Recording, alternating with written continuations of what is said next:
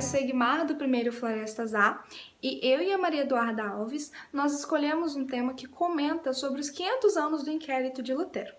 Bom, Lutero, ele não foi o primeiro reformador, ele não foi a primeira pessoa a ir contra a autoridade papal naquela época e nem propor mudanças na Igreja Católica. Antes de Lutero, tiveram algumas pessoas. Um deles foi John Huss. John Huss, ele foi taxado como herege e queimado vivo em praça pública. Teve um destino muito trágico. E aí veio Lutero. Lutero era um respeitado professor na Universidade de Wittenberg. E aí ele propôs um debate acadêmico que acabaria tomando dimensões nunca antes vistas. No dia 31 de outubro de 1517, Lutero fixou nas portas do castelo de Wittenberg 95 teses repletas de crítica de como o catolicismo vinha sendo propagado e que abriria brechas ao direito do livre pensamento. E é claro que tiveram consequências. Papa Leão, ele enviou um documento a Lutero dizendo que se Lutero não se retratasse, que se Lutero não voltasse atrás, ele seria expulso da comunhão católica. Lutero não deu bola e ainda queimou o documento. 3 meses depois, ele foi convocado na Dieta de Worms, que era uma assembleia, e ele só poderia responder em resposta a questionários. Ele estava com ele um salvo-conduto, porque ele tinha risco de ser perseguido no trajeto ou até mesmo na reunião. E aí, ele preferiu não responder e pediu mais tempo. Foram lidos os nomes de 25 obras e perguntaram se essas obras eram da autoria de Lutero. Ele pediu mais tempo, eles deram esse tempo a ele. Talvez Lutero, ele já imaginava as dimensões que tudo isso ia tomar, né? Sim, e as respostas de Martinho Lutero foram maravilhosas, foram icônicas. Ele afirmou a autoria de todas as obras, ele não voltou atrás nas suas opiniões, nos seus posicionamentos, porque ele tinha certeza que aquilo que a Igreja Católica daquela época estava fazendo era errado. Ele sabia que essa autoridade abusiva, essa imposição da Igreja Católica sobre os fiéis, sobre as pessoas, era errado. Vender a salvação por contribuições financeiras, o que nós chamamos de venda de indulgências, ele sabia que isso estava errado. Hoje nós conhecemos e nós sabemos que a salvação ela vem pela fé e não pelas obras. E Martinho Lutero estava lutando por isso, ele estava lutando pelas verdades, ele queria a verdade. E uma das frases de Martinho Lutero que ficou marcada na história foi quando ele disse que não é bom alguém agir contra a própria consciência. E isso foi um marco muito grande, porque através daquele momento, daquelas ações que ele teve, se abriram muitas portas.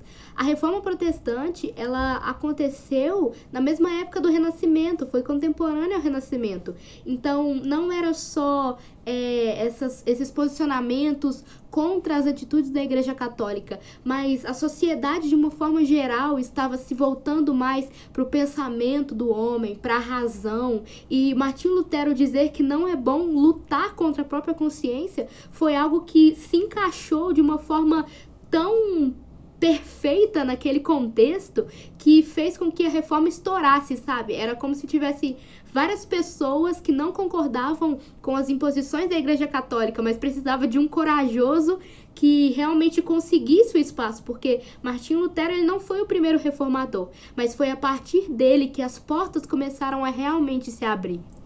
E Martinho Lutero, depois dessas suas afirmações, ele foi tratado como um herege e começou a ser ainda mais perseguido. E então ele teve que fugir para salvar a própria vida. E ele só conseguiu essa salvação, ele só conseguiu se salvar porque ele tinha um amigo, o príncipe da Saxônia. E esse príncipe, ele deu um abrigo para Martinho Lutero. E foi exatamente nesse período que ele estava abrigado que ele traduziu a Bíblia para a língua alemã, quebrando totalmente esse conceito de que só as pessoas mais importantes da igreja poderiam ter o acesso à Bíblia, poderiam ler a Bíblia. Bom, e quais que foram os desdobramentos disso tudo? Esse movimento, ele possibilitou o surgimento de uma série de novas igrejas. Vale destacar que essa não era a intenção de Lutero. Quando Lutero fixou suas 95 teses, ele queria propor mudanças, ou seja, uma reforma. Por exemplo, quando a gente vai reformar uma casa, a gente não destrói, né? A gente não começa do zero, a gente reforma o que a gente tem. E era exatamente essa a intenção de Lutero. Só que, claro que não foi bem assim. Por causa desse movimento, né, várias novas igrejas surgiram, quebrando, podemos dizer, uma espécie de monopólio ocidental da fé. E aí, Papa Leão, ele correu atrás desse prejuízo no chamado Concílio de Trento, que era uma assembleia, na qual propôs vários ajustes e mudanças para a Igreja Católica. Como Egmar disse, a intenção de Martinho Lutero, quando fez esse movimento da Reforma Protestante, quando teve essa atitude, não era criar uma outra igreja nova e diferente, mas foi isso que acabou acontecendo, em consequência. E foi assim que surgiu o cristianismo não católico. Quando Martinho Lutero questionou o Papa, ele trouxe meio que uma liberdade. Se uma pessoa pode questionar a autoridade papal, várias pessoas podem fazer isso. Então, através dessa liberdade, aconteceram movimentos em várias outras partes do mundo. Tivemos o movimento da Reforma Francesa, a Reforma Inglesa, a Reforma Escocesa. Várias outras partes do mundo também estavam nesse processo de reforma, de transformação. E Martinho Lutero, mesmo não tendo essa visão, ele foi meio que o precursor de tudo isso. E hoje em dia, o cristianismo não católico, ele tem cerca de 80 milhões de seguidores no mundo todo. E todas essas igrejas que vieram após Lutero foram meio que uma consequência de tudo aquilo que ele, juntamente com outros reformadores, fizeram. E nós gostaríamos de encerrar esse vídeo citando os 5 solas da Reforma Protestante.